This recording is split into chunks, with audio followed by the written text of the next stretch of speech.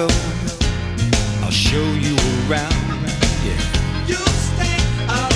Bet your bottom dollar you lose the blues and shit. They started our program today. We had some technical issues, and also management said they are sending somebody for audio taping, but it didn't work. So in dealing with those issues, I'm a little bit late. My name is Ph.DBang-Soon Yoon. I'm a political science professor at Central Washington University. And I organized this panel because of the political significance in many areas. When you look at last President Park Geun-hye's impeachment and the removal from the office, and she is now at the detention center, and she first had a sentence a few days ago for 24 years jail terms and about a little over $17 million fines. Of course, we will see within the next 5 days or so, she's going to appeal the case or not. But anyway, I would like to introduce our panelists before I start the session. The gentleman on my left is Mr. Kyung-Woo Kim. He is attorney at law, and he was serving as a former President Park Geun-hye's impeachment defense lawyer. So he knows what's going on very well. And also he served as the president of the Korean Bar Association, and he was teaching at many different law schools, both in Korea and the US, and he received training at the Harvard University Law School. And also he wrote several books about President Park's impeachment cases, and I'm sure some of those materials will be available in English. And then the gentleman on the far left is Mr. Kyung-Bok Lee. He is a very active human rights activist. The primary focus was on North Korea's human rights violations, but as the Park Geun-hye's case emerged, he got deeply involved in that, and he's from Toronto, Canada.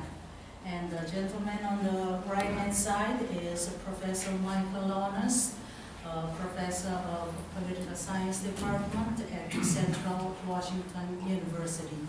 So this is a round table session focused on South Korea's Park Geun-hye impeachment, and it will involve several issues. One is analysis of the legal system.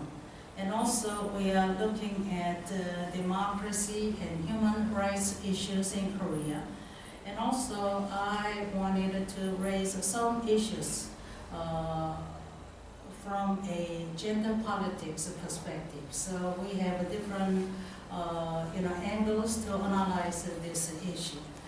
As a background, before each of our roundtable session panelists express their positions, I would like to introduce major events, the chronology of Park Geun-hye impeachment and prosecution and so forth.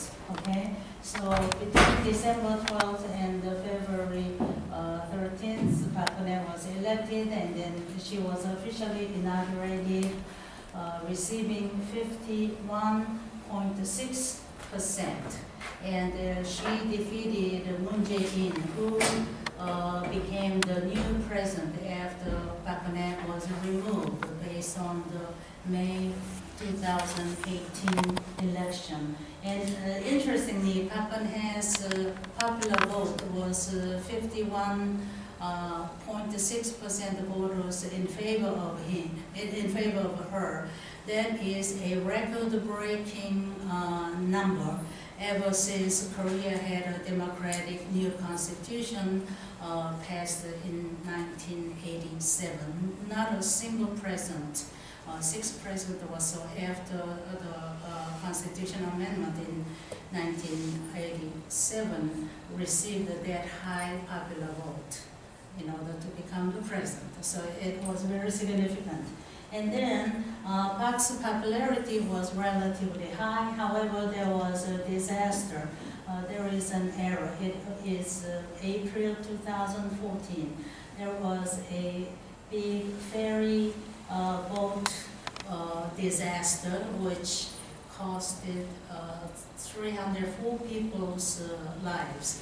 And most of those who, and then there would be a lot of bloggers was drowned to death, or high school students. So it was a major national disaster, and that became a kind of a turning point that some of the anti-Park faction to stage anti-Park campaigns. And then there were a lot of radical leftist NGOs, very professional NGO activists got involved using this case, and then they systematically staged the anti-Park campaign. And then in November 2015, there was labor union protest. President Park had several policy reforms, which was very dramatic in my perspective, and one of them was something to do with the radical unionization and so forth. So there was a protest, and then as you see on the left scene, there were massive scale labor union protests, and one farmer was killed, and then the cause of death is controversial, but those NGOs argued that it was because of the police high-powered water hose that knocked him and killed. However, those union leaders refused to have an autopsy to see the death because that's not medically proven that as a cause of death. And then in 1916 April, there was off-year election to elect National Assembly members, and then there was some kind of a factional fight within the Park Geun-hye's ruling party, and the Moon Jae-in's party won. And in terms of the distribution of the seat, Moon Jae-in's party received got 122 seats. I think that's somewhat different. I can't see 123? No, 122 is, which party is that? That's another. Okay, only one seat difference? Okay. Another opposition party. Okay, and then 123 is Moon Jae-in's Party. former Moon Jae-in's party, and the 38 another kind of mixture of a middle of the road kind of ideological party, and then the others are either independent or more radical side party. And then in October 2016, mass media attacked Park Geun-hye government using Park Geun-hye's long-time confidant Choi Soon-sil. Actually, her name is Choi So-won, but nobody wanted to use her legally obtained new name because Choi Soon-sil looks like a very ordinary countryside, unstylish name, whereas Choi So-won, the new legal name, is a very stylish, educated woman's kind of name. So they dropped that name. And they accused that Choi Soon-sil was puppet, controlling the show, something like that. In other words, Park Geun-hye was Chairman's puppet, and she was not handling national affairs properly, and there was a shared governance between the Park Geun-hye and Chairmanship. And then, based on the series of candlelight visual rallies that took from November 2016 to March 2017, Park Geun-hye was impeached by the National Assembly, and then country's constitutional court on March 10 removed Park Geun-hye from the presidency.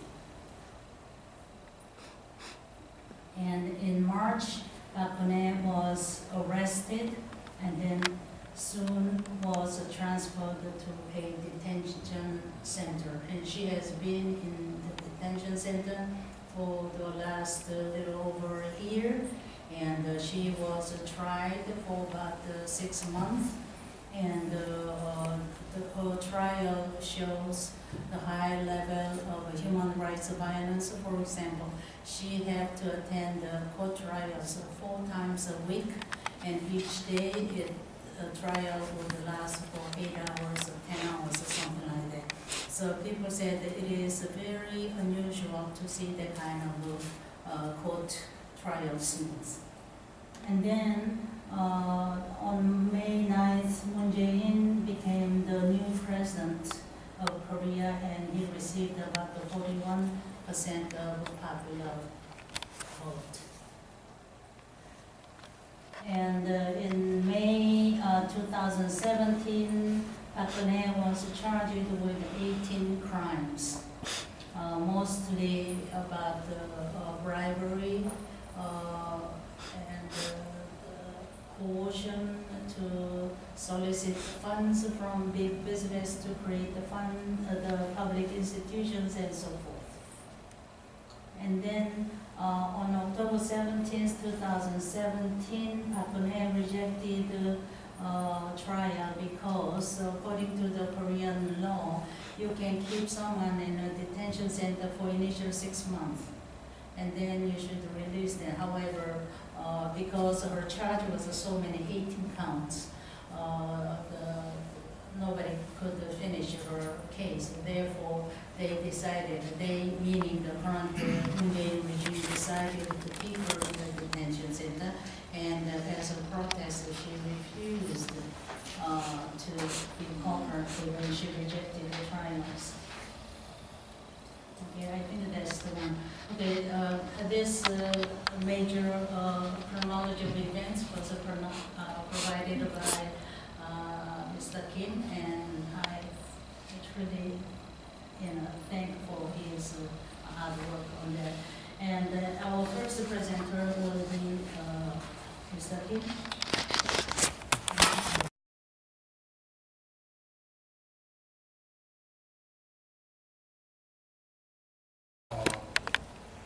Explanatory introduction of the case, and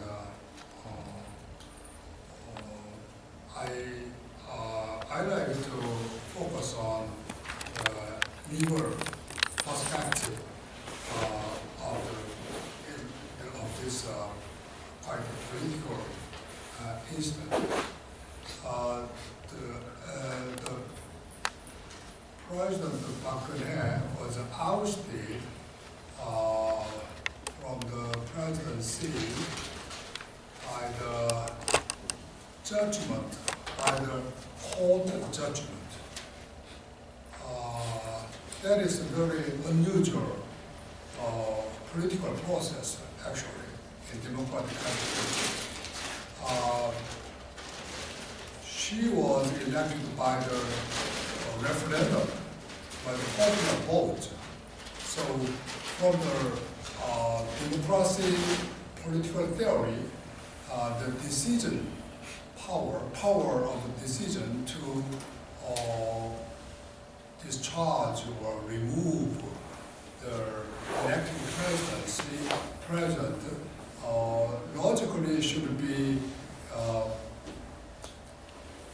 decided by the people, but or the representatives of the people. But judges decided to remove the elected president. So it's a very unusual process. That is the impeachment process. This impeachment process system was introduced first by the, as you know, American Constitution. But in the American presidency history, there was no president ever removed by the impeachment. Only two presidents, Johnson and Clinton, was indicted by the Congress, but the senator declined the motion. So nobody, no president was removed by the impeachment in the American history. In the world perspective, there has been 10 presidents ever ousted by the impeachment. Mostly in the South America. 2 from Brazil, 2 presidents from Peru. In Asia, only 1 president in Indonesia was removed by the impeachment. So President Park's impeachment is, I think, is a very unusual thing in Korean history and also in the world political history.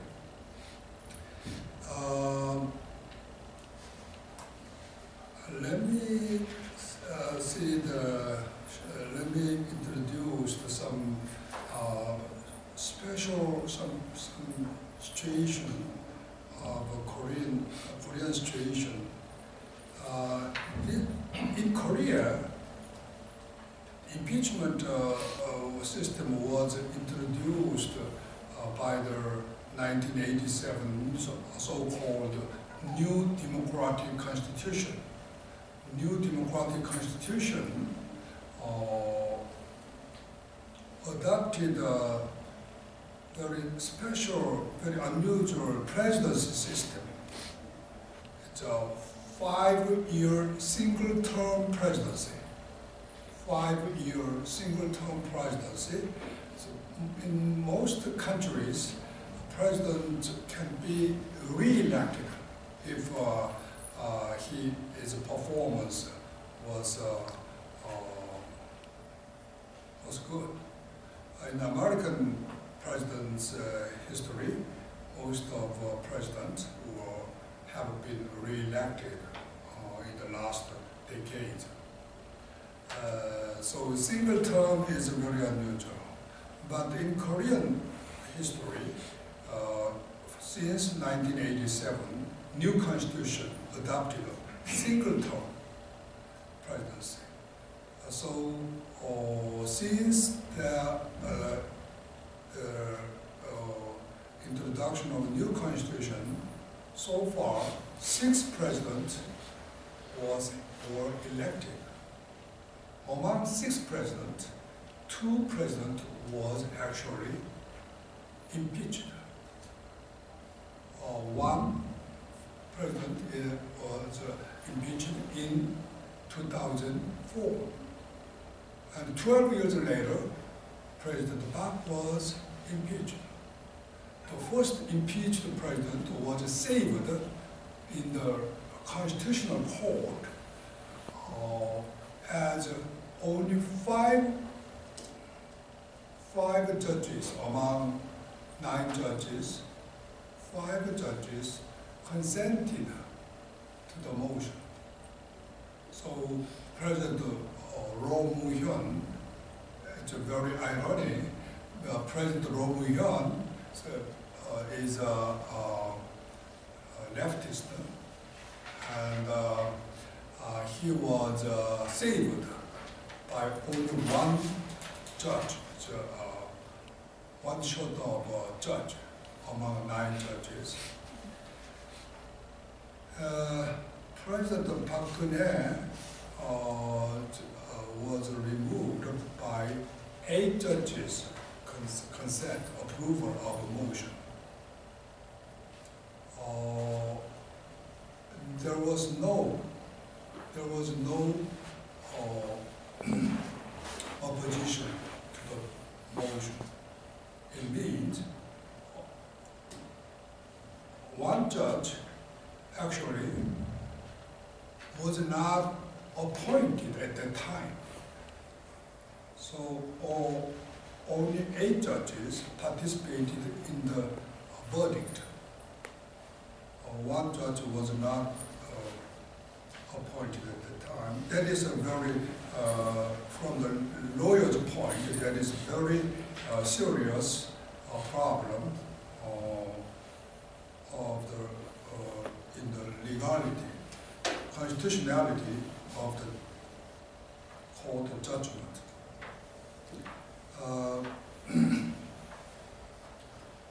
I'd like to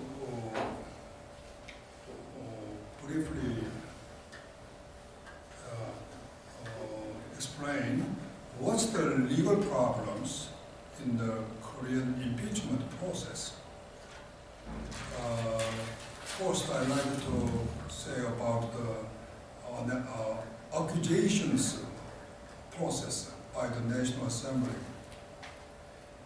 The text of the impeachment resolution against President Park was drafted by opposition party leaders in private and then presented directly to a plenary session of the National Assembly on December 3rd, 2016, without any open discussion in public or any deliberation in the Judiciary Committee. Second, impeachment resolution was presented for a vote by the National Assembly on December 9th, so 6 days later. 6 days later. Without any open discussion in public or any deliberation, discussion among the National Assembly members, no national members have not been asked to say opinion on the resolution motion. There was just voting process, only voting process.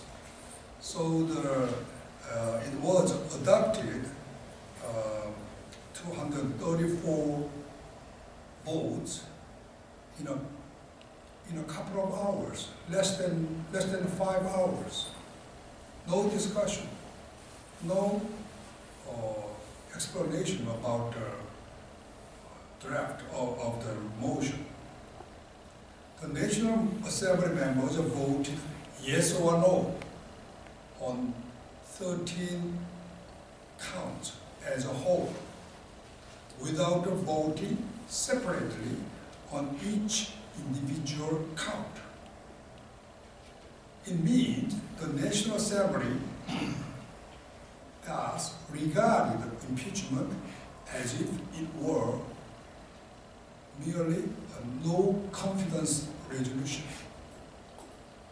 They overlooked the legal characters of the impeachment. They thought it is a no-confidence vote.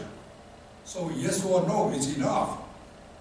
There is no need to deliberate, to discuss any legal questions. So it was resolved only political perspective. The full text of the impeachment motion contains 13 counts, 5 counts of violations of the Constitution and 8 counts of violation of the criminal code. There has been no official investigation on those 13 counts by the National Assembly. No investigation.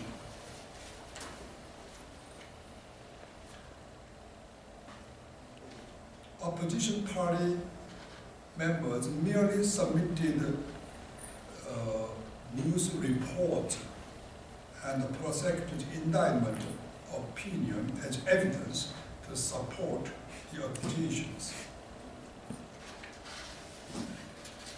And let's move to the analysis of the trial process of the Constitutional Court. Constitutional Court judges reviewed the prosecutor's investigation report. It's more than 20,000 pages in advance before the trial.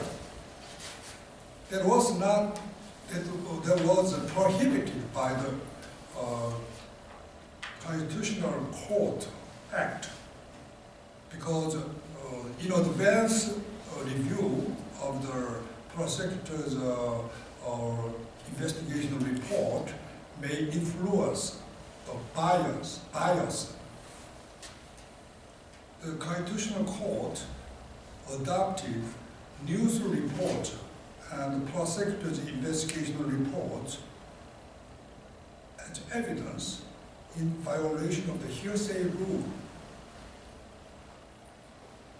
The Constitutional Court ordered the National Assembly to revise the impeachment count to 4 to 5 new counts from 13 original accounts, so that 8 criminal accounts would be merged into 4 to 5 constitutional law counts. It is the really overt violation of the impartiality doctrine. The Constitutional Court set a deadline for the trial period until March 10, 2017.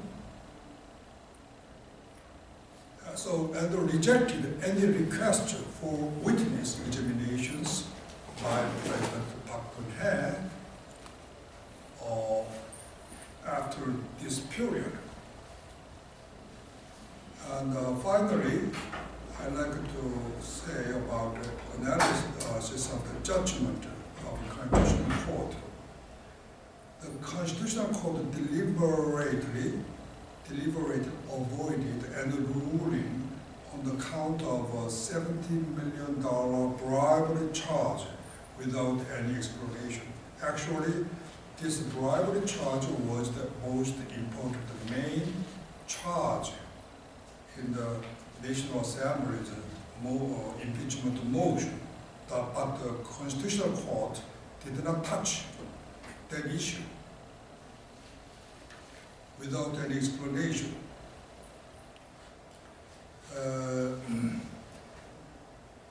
Constitutional Court ruled that President Park had violated the Constitution because she refused to be examined by the prosecutor.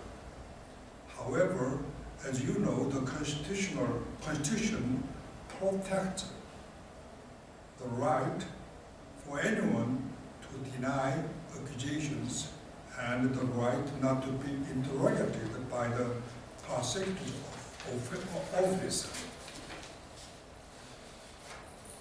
So that is very unfair, I think very not conforming to the constitutional principles. Lastly, I'd like to briefly mention on the charge of bribery. The most important charge was bribery, and all the mass media and the foreign, including the foreign mass media, report that President Park was removed by the court because due to her corruptions. That means bribery. So bribery is really the key of the impeachment incident. Let's focus on the bribery. What's the bribery? Why they focus on the bribery? There is one reason. Under the Korean Criminal Act,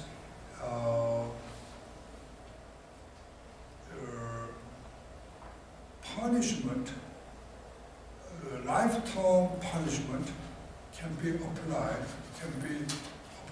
to a criminal when the benefit of the bribery is over $100,000.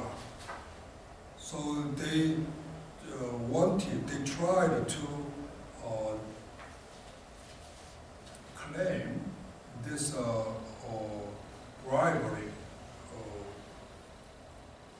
charge on the private part.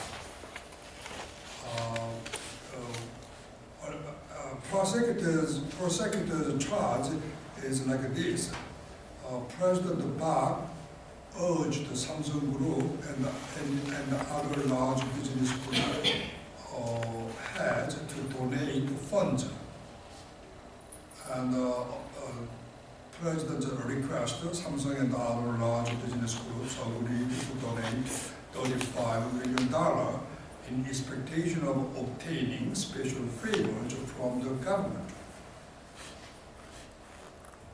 However, the donation to the public organization cannot be crime. So no judges adopted this kind of strange accusations. Problem is, the judges, however, convicted President Park as a blackmailer, and liable for abuse of power. On the reason that President's request of a donation was very difficult to refuse for the heads of the large business group. But there is no evidence or precedent to justify such an interpretation. Another prosecutor indicted President Park as a bribe taker of $8 million from Samsung Group, even though President has not received a cent from Samsung. That is a very complicated discussions about the status of Choi Soon-sil, who actually received the money from the Samsung Group. Prosecutors argue Choi Soon-sil is an alter ego of President Park. So President Park and Choi Soon-sil should be jointly liable for the bribery crime. But that is not a legal, there is no such a rule. There is no joint liability in the criminal law. And there is no evidence that President Park has ever known the fact that his long-time friend, Choi Soon-sil, had received any money from the Samsung. So I think the bribery charge is really groundless. But Korean mass media has not reported this kind of defense from President Park. So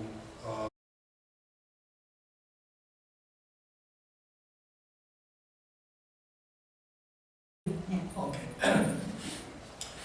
Good afternoon.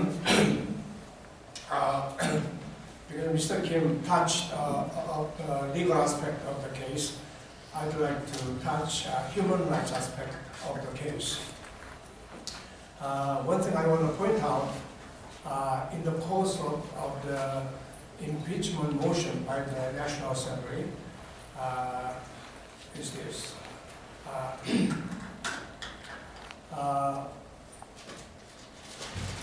The National Assembly appointed a special prosecutor to investigate the matter. Why special prosecutor? As you know, special because he should be impartial and independent. That's why we choose to appoint a special prosecutor. But in that case over there in South Korea, the special prosecutor was appointed by the opposition party only. Why? I tell you what. The ruling party by themselves, they were split. There was a fractional opponents within the ruling party. So these fractional opponents collaborated with the opposition party in moving the motion.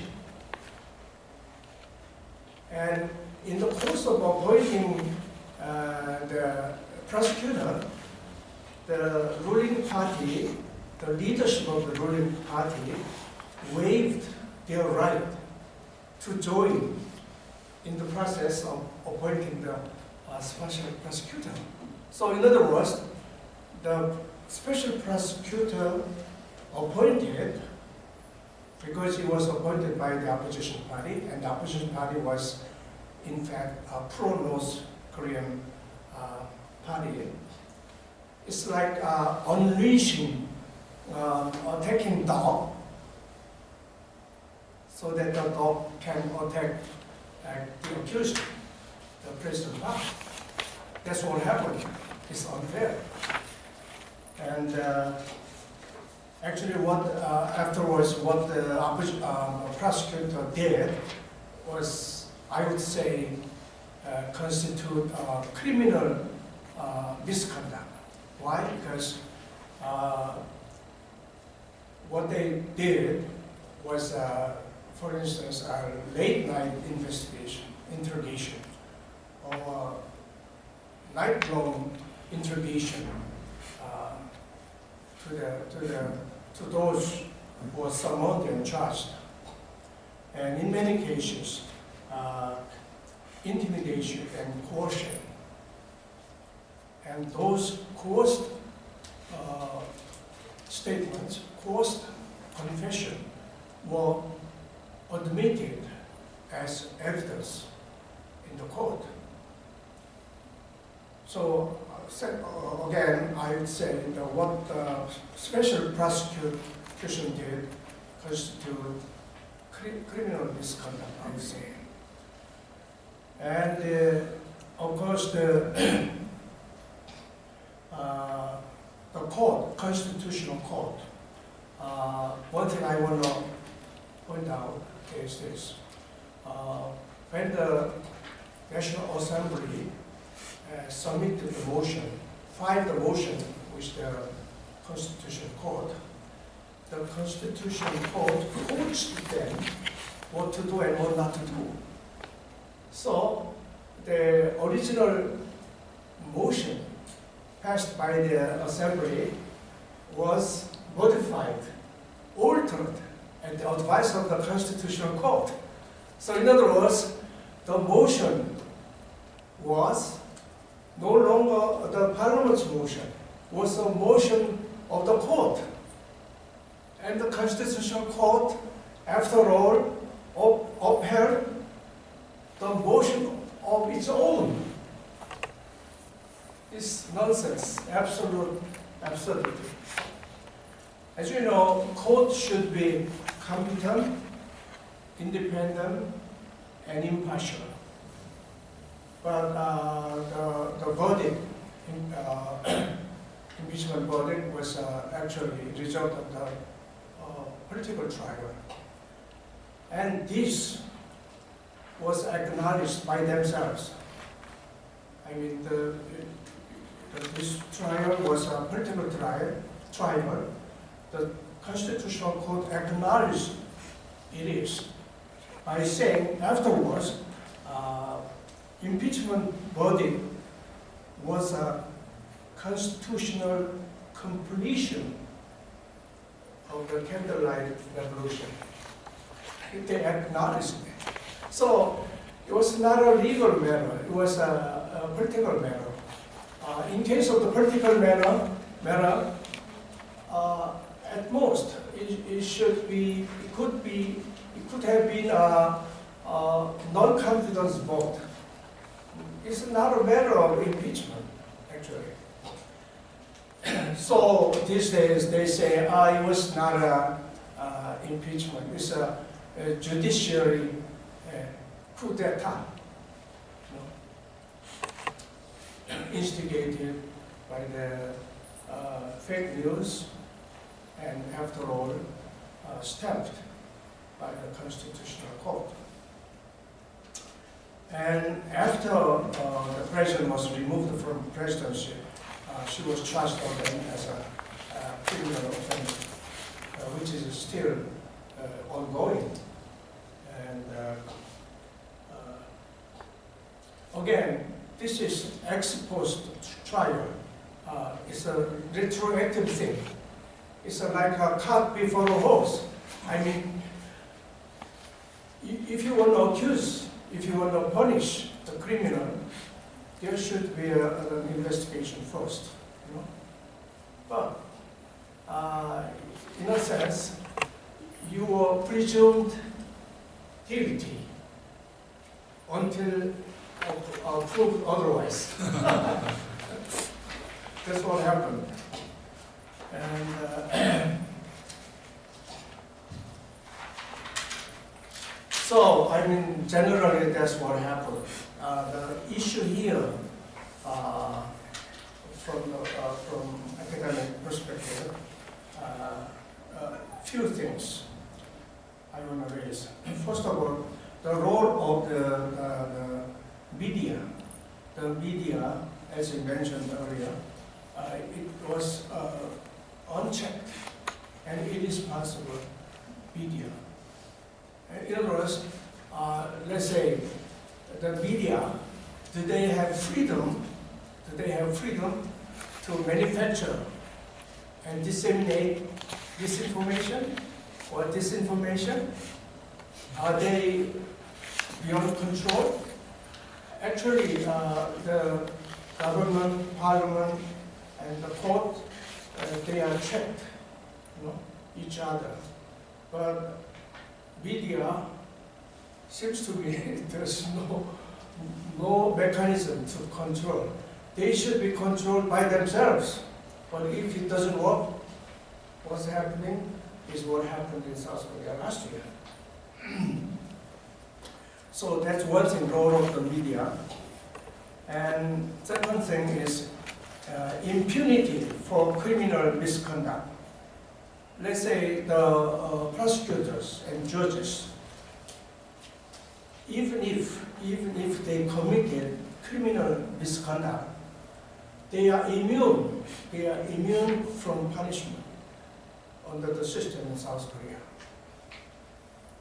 So, in other words, they are free to do whatever they want to do, even if it constitutes crimes. So that should be, I think, corrected. That's the issue we have to face. Thirdly, as Professor Yoon mentioned earlier, briefly, about disrespect against feminine leadership. That's not a legal matter, but cultural matter. Like in Asia, for instance, we have a Confucian value background. So it's a matter predating and the written laws. It's a matter of natural laws, reflecting the culture. And another issue I want to raise raise is what they call anticipatory obedience to the authority. You know, generally, public tends to obey the authority, existing authority, especially to the masculine authority rather than feminine authority. And in some cases, why obey to the authority? Because of the fear of punishment, fear of discrimination. If you are not obedient, if you are not comply with. But what's happening in South Korea, I guess, is anticipatory obedience, as I said, the prosecutors and the court. We have a good system there. We have a good system. But the effectuation of the system is another matter. It didn't work. Why? So they are saying over there at that time, the leaves is bending over in the wind. You know, if the wind blows, the leaves are bending. But over there, the leaves bended over even before the wind blows. That's what happened, you know.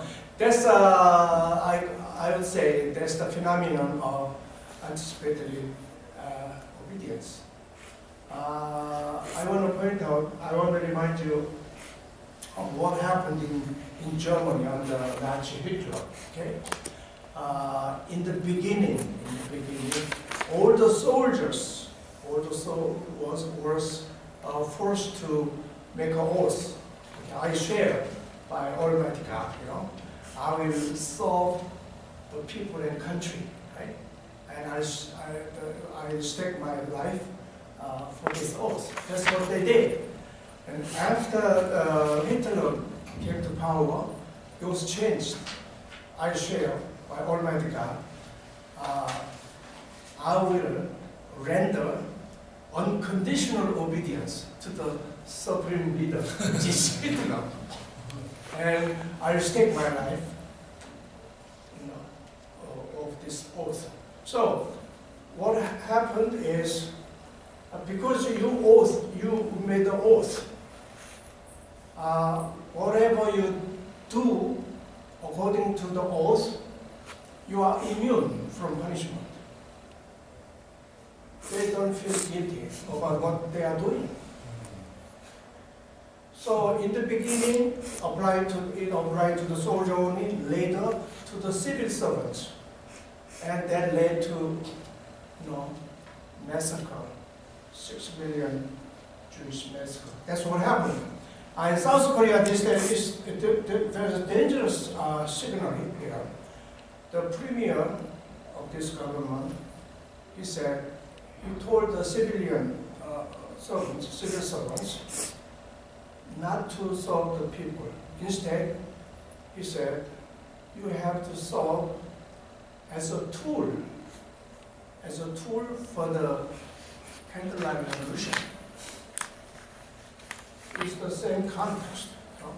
So, if the civil servants obey what they are told to do, whatever they do, even if they commit crimes, they are immune. So it's really serious phenomenon. But by the way, these are the issues we have to consider. And of course, one more thing I want to add. Of course, this is what happened in South Korea. But we have an international mechanism, you know,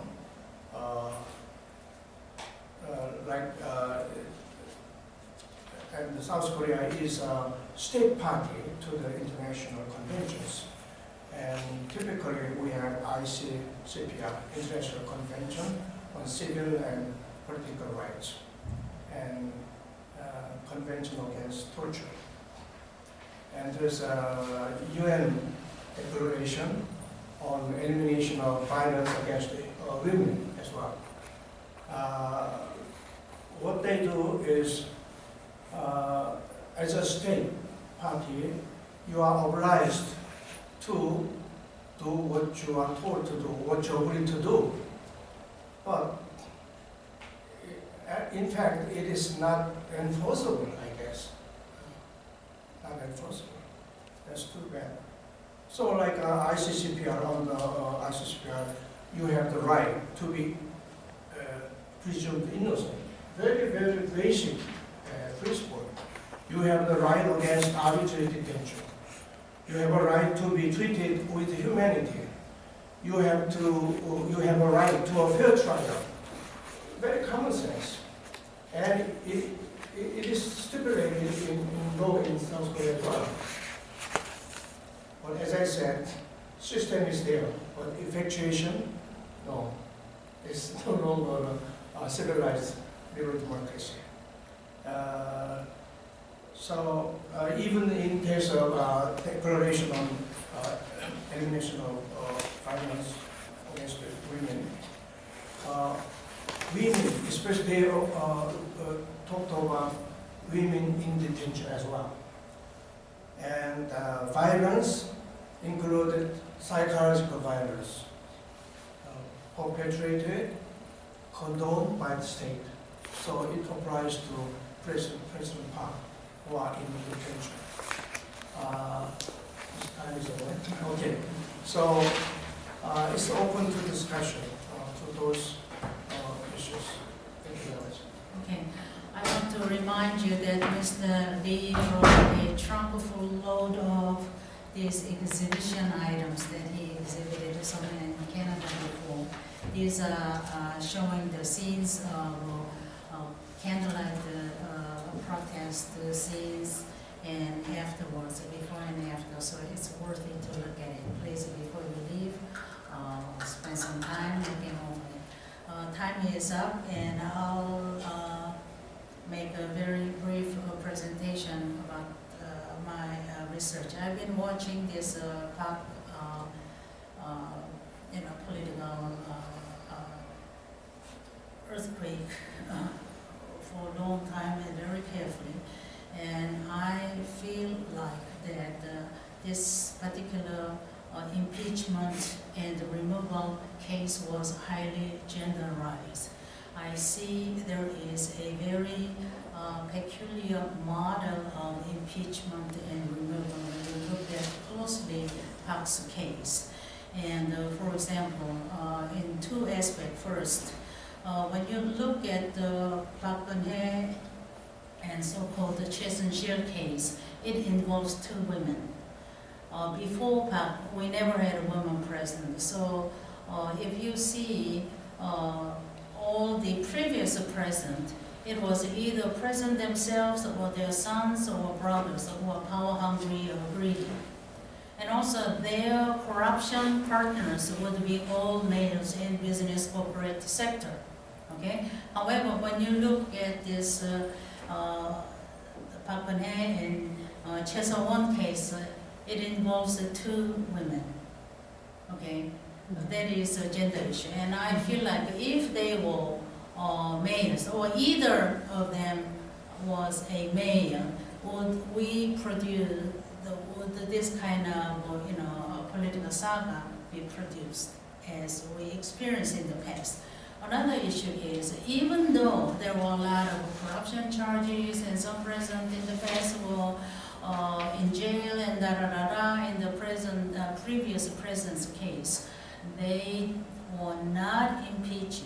They were somehow insulated or protected from the presidency. Actually, if you look at Korea's 1987 Constitution, Article 4, it says the president shall not be charged with a criminal offense during his tenure of office. except for insurrection or treason. But he is a very an authoritative lawyer, so he can explain further. But in my layperson's understanding, I feel like Park Geun-hye's impeachment case was far-fetched. But I don't know, So I feel like there must be something wrong. If you don't have any particular certain political culture which perceive female womanness or women's political leadership as a second-class weak power in Korean culture, this wouldn't be possible within such a compressed time frame. That's what I feel like. So I wanted to look at some of the Park Geun-hye cases. From the beginning of her presidency, there were a lot of anti-Park Geun-hye, anti-woman president culture forming. For example, former President Kim Young-sam said Park Geun-hye is 칠푼이. 칠푼이 means 70% of 100%, meaning she is not matured, immature, unqualified, unprofessional woman. Okay, so by having that kind of comments and then media disseminating those informations, we are justifying that Park Geun-hye's qualification is indeed a question.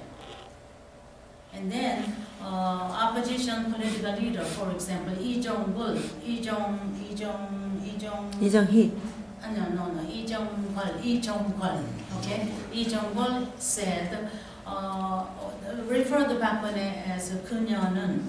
That is a very insulting four-letter word in Korean context. For a lady of high class, you never say that. Okay, there is no precise English translation, for that. Maybe is it a broad or a slut or a bitch or you can, depending on the context, it can be far-fetched, in every direction. But by having that kind of statement, I don't know exactly what outlet venue he used, but probably public space. That's how everybody got to know, and that was a controversial. And then later, other opposition politicians would say that she is the person who should never been born. That kind of the insulting words. So that was one of the issues. And also, I would say that there has been an anti-Park Geun-hye factions who supported Moon Jae-in, and they were looking for a right time to rebel against her. And then Seoul instance was a good venue for them to wage anti-Park campaign. And then another issue was media. Media, as other people mentioned in the panel, was not fair. They were a rumor mill, disseminating false, fake news. In essence, what they portrayed Park as a political leader was she is not qualified. She is like an ordinary housewife, woman, married woman, middle-aged woman, running the household, that sort of things. She doesn't come to the office, or she was concerned about the middle-aged women's health issues, cosmetic surgeries, Botox, and all this kind of. So one of the really hot topic that was a subject of attacks by anti-Park factions in society was what did she do during the 7 hours of Seoul ferry disaster. And the media was telling all kind of speculations as if they are the truthful fact. And one included that she has a illegitimate love affair at the Korea's main Lotte Hotel during the Seoul disaster, or she had under cosmetic surgery, therefore she was intoxicated with anesthetic medicine and she couldn't come to the public. Or finally, when she was out, she called her stylist and spent 1 hour at the critical hour to have her usual trademark up style hair or whatever, all this stuff. Or she was having a shamanistic rituals in the Blue House. Amazing, amazing in the 21st century. And those were all creating kind of a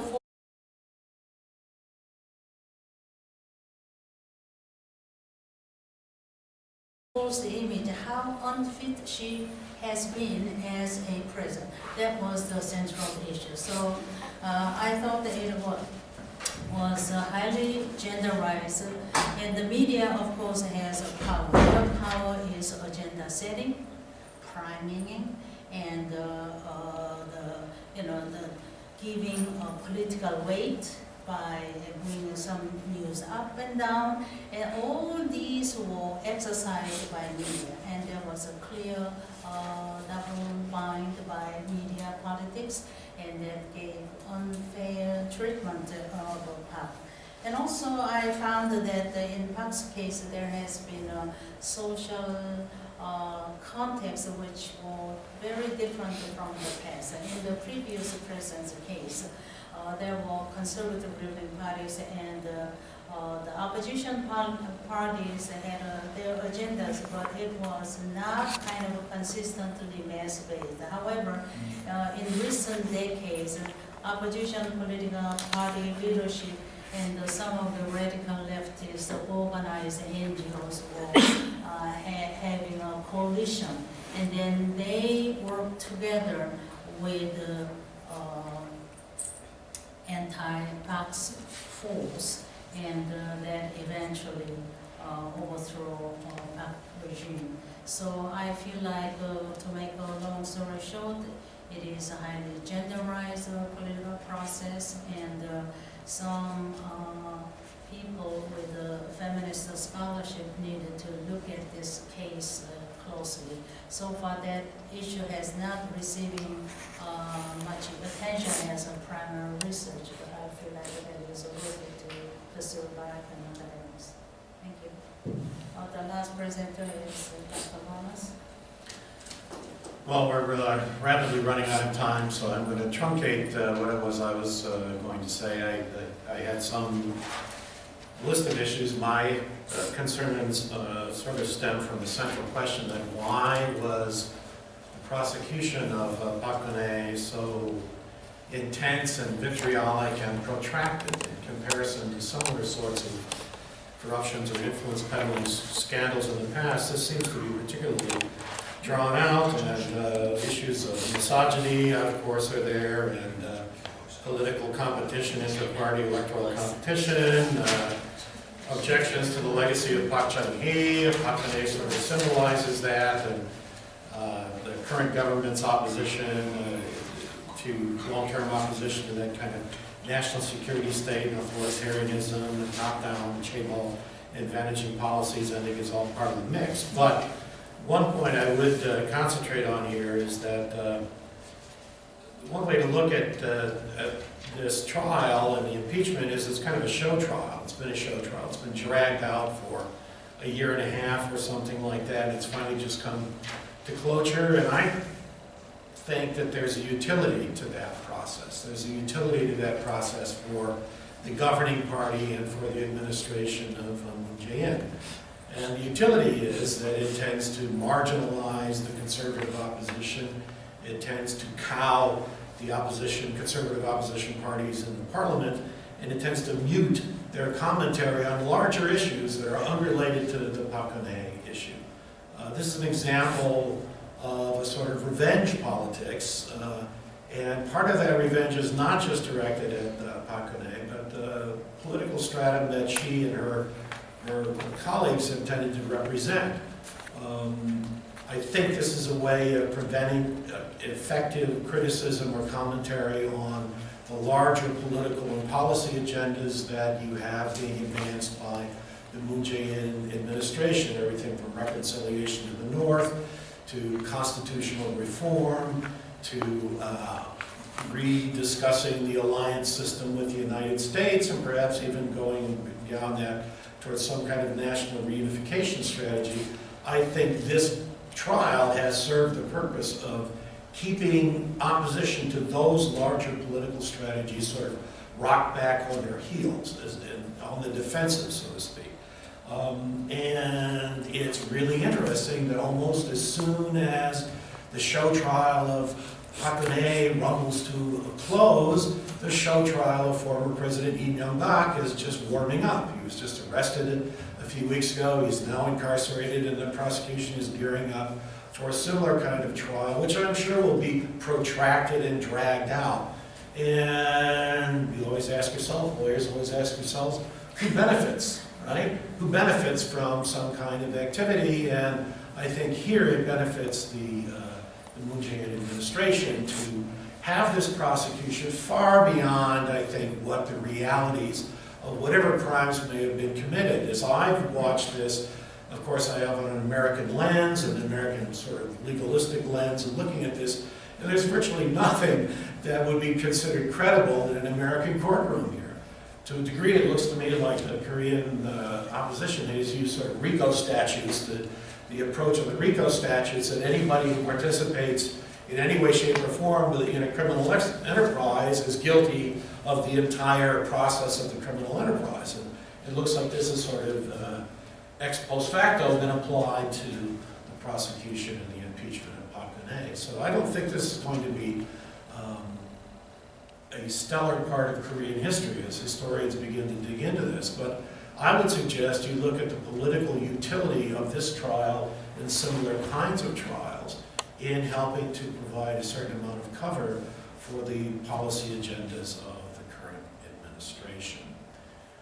And I'll close there. I have more to say. I'll close there as a way of trying to offer the audience, those long-suffering members of the audience, an opportunity to ask a question or to make a statement or throw dead cats at the presenters, whatever. I'll stop there. Any questions? No questions at all? Been nearly provocative enough?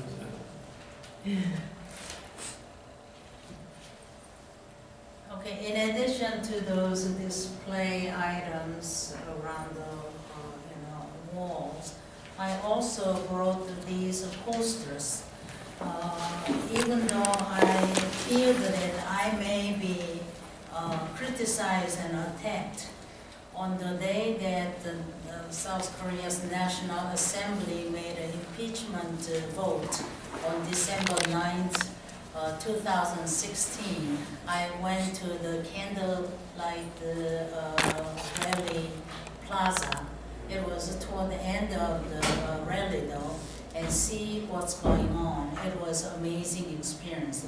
It was not like ordinary people on a random basis stop at the plaza or willingly to join protest. Of course, there were some people. It looked like the young couples who were dating.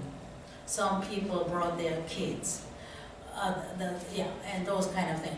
But at the same time, it was like I've actually never seen such a thing. I left Korea in 1976, so I was away for a long time. But I've never seen such a plaza culture demonstration style. It was like a K-pop concert.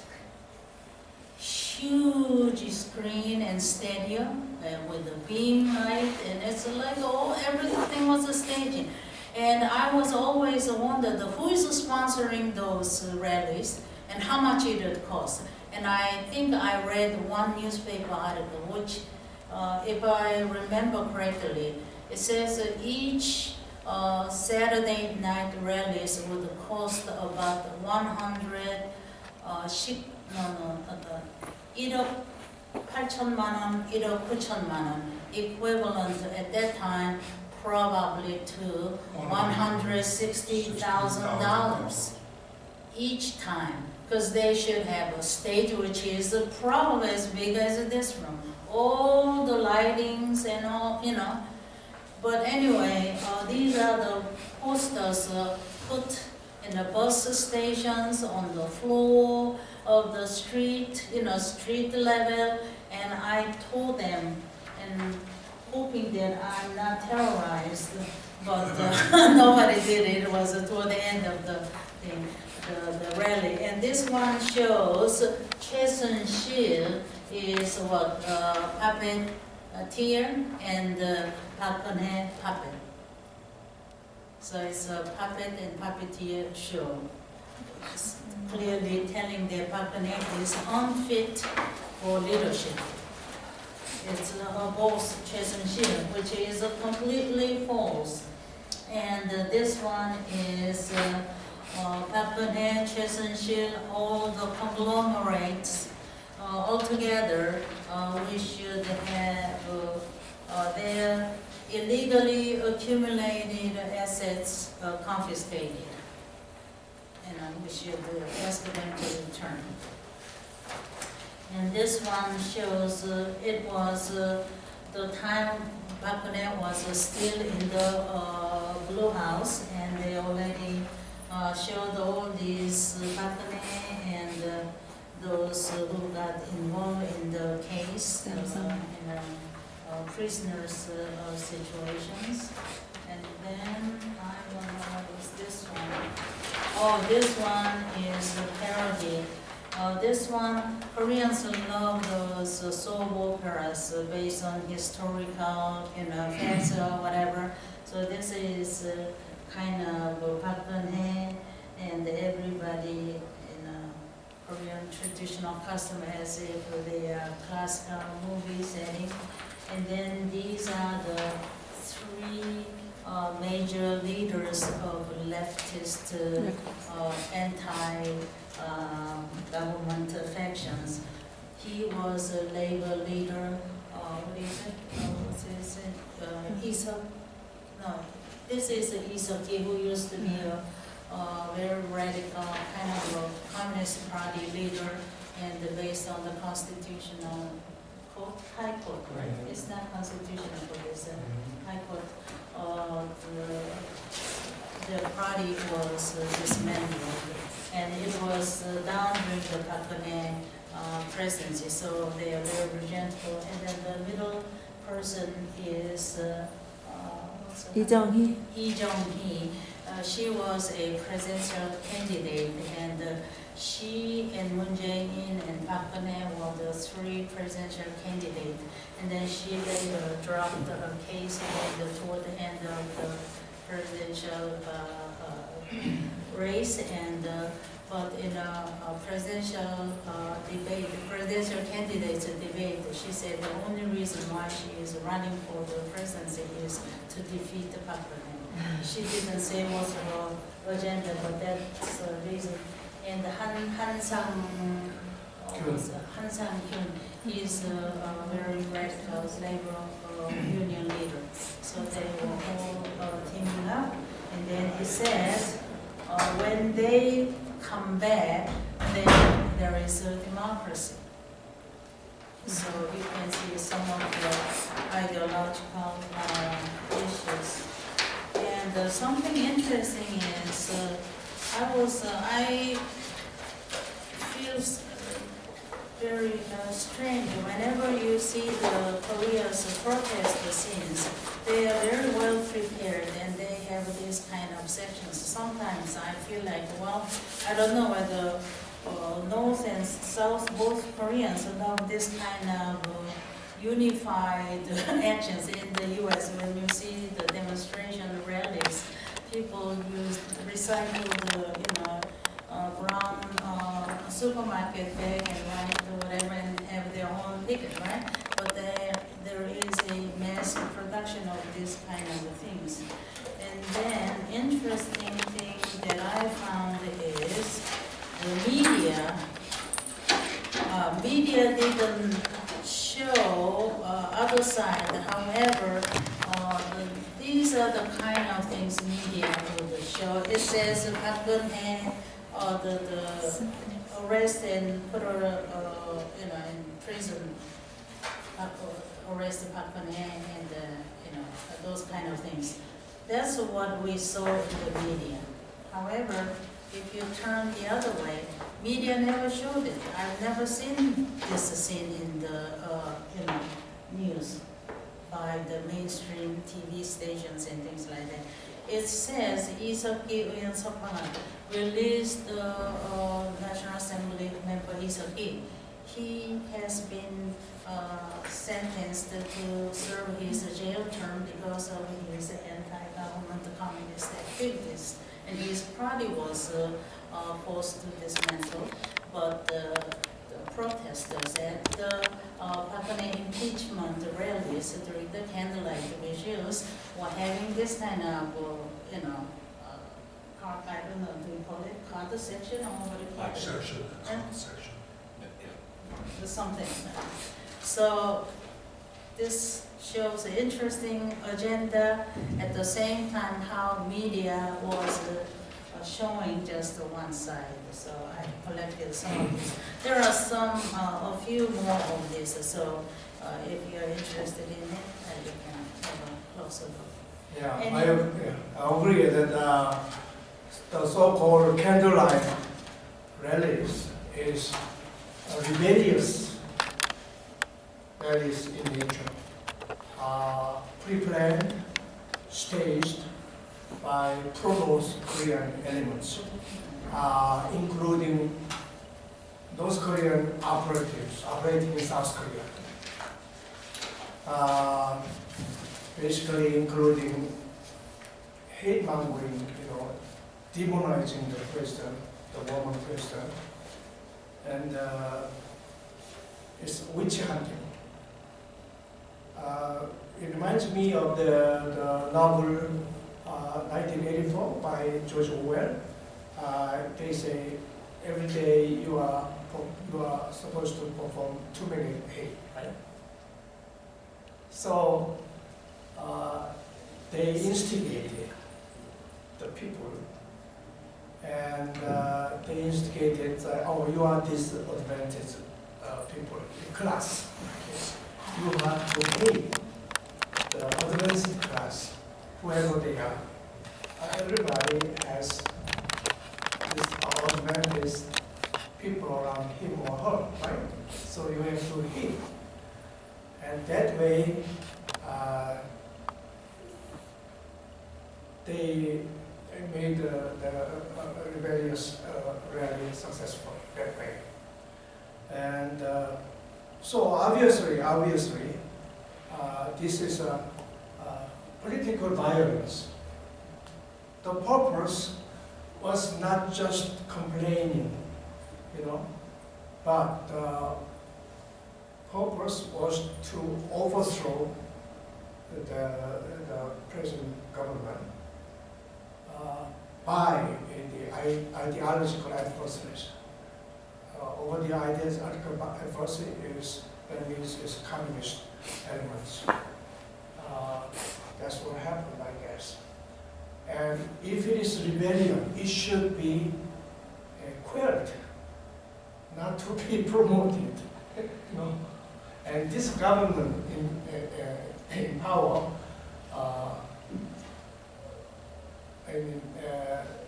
made use of this public sentiment, instigated by the North Korean elements. And this Moon government, the president, he is actually a communist. So this is not the topic we have to deal with today, but the South Korea, it seems to me, is at the brink of collapse or something, unfortunately.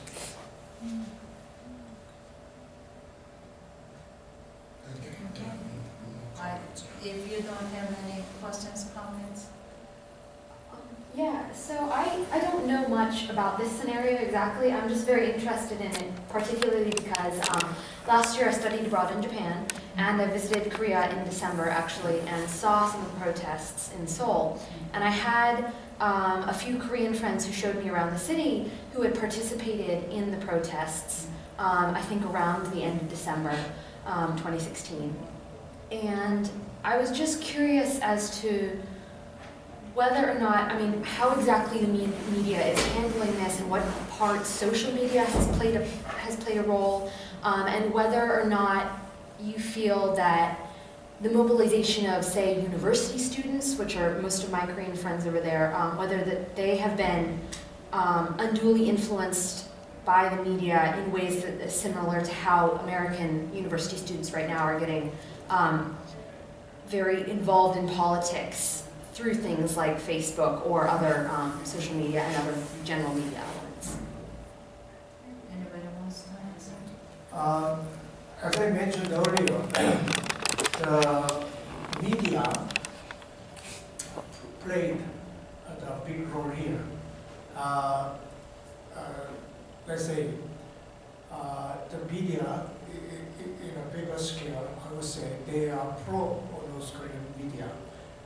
Let's say, let's go back to decades ago.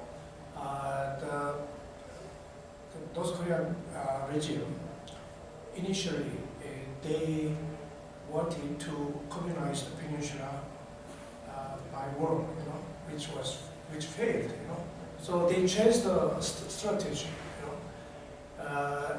They changed the strategies like they educated young students to be a communist. So many intelligent young persons, when they were in university, they were fostered as communists. And they became lawyers, judges, journalists, and what they did with the media, they got the job in the media, and they unionized the media. So they say at the present time, most of the main media is seized by those elements, unionized, reporters. So when this happened, actually in the beginning, it's a piece of influence meddling incident. It's allegedly, and they said, oh, bribed, and now it's a economic community. You colluded with your friend. That's why indirectly you are bribed. That's what they're saying. Anyway, the media, because of those unionized pro-North elements, they influence the editorial staff of the paper, and they, in fact, manufacture, as I said, misinformation and disinformation, and it was beyond control. And their strategy is to instigate the young persons that, oh, you are disadvantaged. I mean, they instigated the class antagonism, So many people unemployed, they are hating the better lot, those who have more than you have. So that's why it became a big rally. They say it's a peaceful rally. No, as you see, it's a violent rebellion rally. And the ultimate purpose is to overthrow the conservative government. And where is it? Like what they want to do is socialize. Socialism is the solution of the peninsula, which means communization. And that's why Kim Jong-un in the North, they praised in the annual address, praised the South Korean media, So I like to add the one point. In Korea, media is mostly TV. TV is mostly monopolized and operated by the government. Used to be operated by the government. During the last authoritative government system, TV was operated by the government, and they control. The TV is now government running TV is now controlled by the labor unions. So they don't care much about the profit. They don't care much about the commercial interest. They keep their job as long as they belong to union. So the media reporters, they don't care much about the promotion or their job qualifications, something like that. It's a kind of powerful. This media is now big power group in Korea, and the labor union controls the operation of this media. That's a big reason why the Korean this media is very much biased, close to communist, pro-communist groups in Korea. Also, and then there would be a lot of bloggers. Pro-communist groups in Korea. I also would like to respond to you.